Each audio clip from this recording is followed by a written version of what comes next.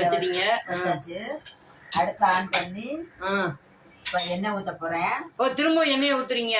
ஆமா. அடேப்பா, எவ்வளவு என்னடாப்பா. ஆமா, எண்ணெய் ஊத்துனாதான் அது நல்லா இருக்கும். கவலை மீன் குழம்புல ரைட் ரைட், கவலை இல்லாம சாப்பிடணும். அப்பதான் நல்லா இருக்கும். சரிதான். எண்ணெய் நிறைய விட்டாச்சு. ரைட்டு, விட்டாச்சு.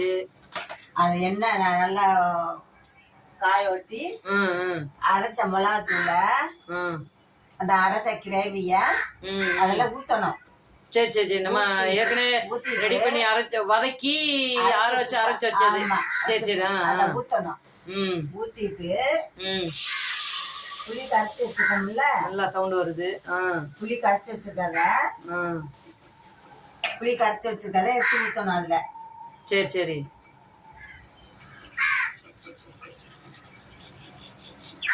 பரவாயில்ல. எல்லா